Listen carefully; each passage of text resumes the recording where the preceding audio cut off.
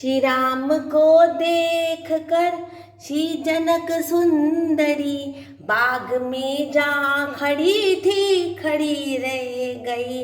राम देखे सिया माँ सिया राम को, चार अखियाँ लड़ी थी, लड़ी रह गई। नमस्कार, आपका और आपके समस्त परिवार का मेरे चैनल में हार्दिक स्वागत है। विवाह पंचमी की आप सभी को शुभकामनाएं। लाल रंग का कपड़ा बिछाएंगे चौकी के ऊपर। आप पीले रंग का कपड़ा बिछा सकते हैं। विवाह है तो लाल रंग का अच्छा से कपड़ा बिछा दीजिए। पीले रंग का कपड़ा भी आप बिछा सकते हैं, आसन भी ले सकते हैं। यहाँ पर हम कोने में चावल का आसन बनाएंगे और यहाँ पर हम करेंगे कलश की स्थापना।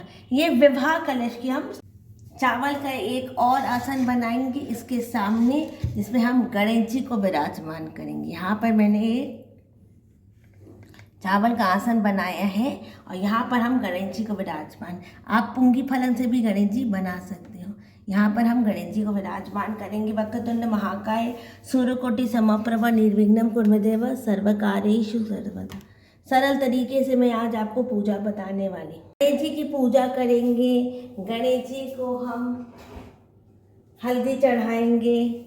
विवाह है तो हल्दी बहुत ज़रूरी है। सिंदूर चढ़ाएंगे गणेश जी को और उसके बाद कंकु चढ़ाएंगे, चावल चढ़ाएंगे। विवाह पंचमी है, बहुत शुभ दिन है, बहुत शुभ दिन है। चावल चढ़ाएंगे गणेश जी को और फिर गणेश जी की स्थापना करेंगे। कलश लेंगे, उस पर साथिया बनाएंगे और इस कलश आप दीपक कलश भी कर सकते हैं, नारियल कलश भी कर सकते हैं। मैंने साथिया बनाया है। इस कलश को हम स्थापित करेंगे विवाह पंचमी के लिए। कलश में हम मौली बांधेंगे। कलश के अंदर क्या क्या सामग्री डाली जाती है मैं बहुत बार दिखा चुकी हूँ। पुंगी फलम, कमल गट्टा, हल्दी गांठ। अगर कुछ और डालने को न मिले तो आप सिर्फ हल्दी की गांठ डाल सकते हैं।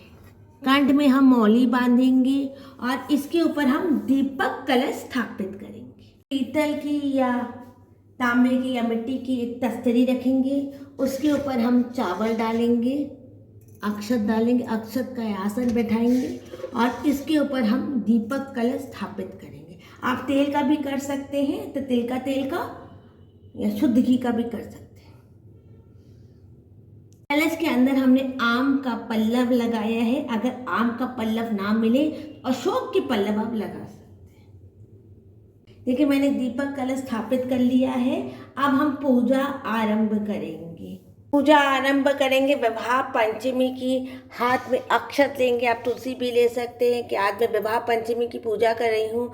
समस्त रघुवीर समस्त राम जी के परिवार का नाम, हनुमान भक्त, राम भक्त हनुमान का नाम लेकर हम संकल्प करेंगे और फिर उसके बाद ये अपना गोत्र विवाहित है तो पति का गोत्र विवाहित नहीं है तो पिताजी का गोत्र बोल के ये जो चावल हैं हम प्रभु के चरण में समर्पित, छीटे नहीं जाते, समर्पित कर पूजा आरंभ करेंगे। भगवान को पहले हम चंदन लगाएंगे, माता सीता को भी चंदन, लक्ष्मण जी को और हनुमान जी को भी हम चंदन लगाएंगे। ये पूजा आप किसी मंदिर में भी आप कर सकते हैं। हल्दी लगाएंगे, क्योंकि विवाह है सबको हल्दी लगाएंगे और इसके बाद हम सिंदूर लगाएंगे। ये वाला सिंदूर लगाएंगे भगवान को और उसके बाद अक्षत छीटेंगे। शुभ लग्न सावधान, राम जी और सीता जी की पूजा आरंभ करेंगे। विवाह है तो हम ये वाला उपवस्त्र चढ़ाएंगे भगवान को।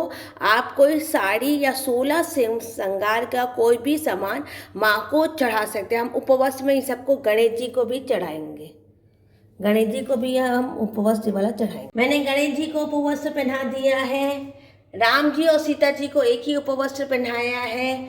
आप जनोई जोड़ा भी पहना सकते हैं। लक्ष्मण जी को अलग से, हनुमान जी के हमने चरण में उपवस्त्र रख दिया है।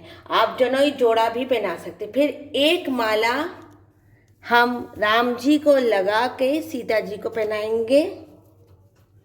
सीता जी को हम एक माला पहनाएंगे। शुभ लग्न सावधान।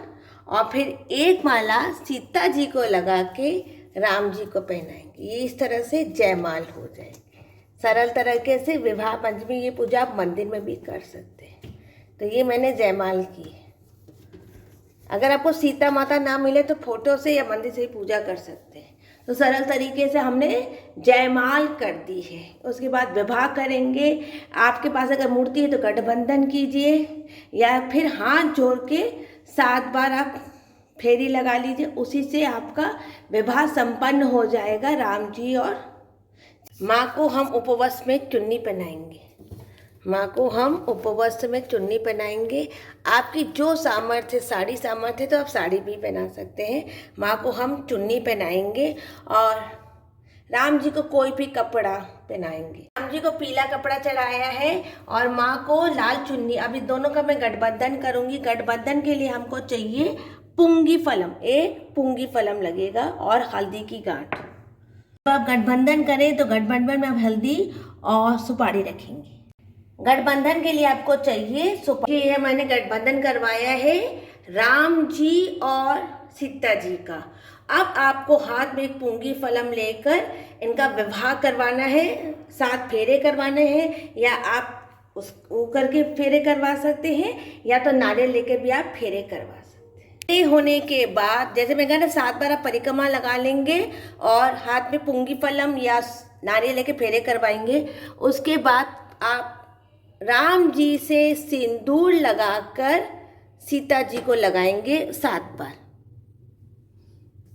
1 नाक से लगाएंगे, नाक से 2 3 4 5 6 7 बार आप माँ को सिंदूर लगाएंगे और विवाह संपन्न हुआ। विवाह के बाद आप कन्यादान में मंगलसूत्र, साड़ी या कोई भी अपनी गहना दे सकते हैं। विवाह के बाद मैंने माँ को लाल साड़ी, 16 सामग्री विवाह के बाद आप उसको चढ़ाएंगे। लाल साड़ी चढ़ा सकते हैं, बिछुआ, कुछ भी जो आपकी सामर्थ्य हो आप उसको सीता जी को आप चढ़ा सकते हैं। जैसे मैंने एक लाल साड़ी चढ़ाई है उस तरह से आप नई लाल साड़ी, सुहाग की कोई 16 सामग्री आप चढ़ा सकते हैं। श्री रामचंद्र की आरती करेंगे। श्री रामचंद्र कृपालु भज।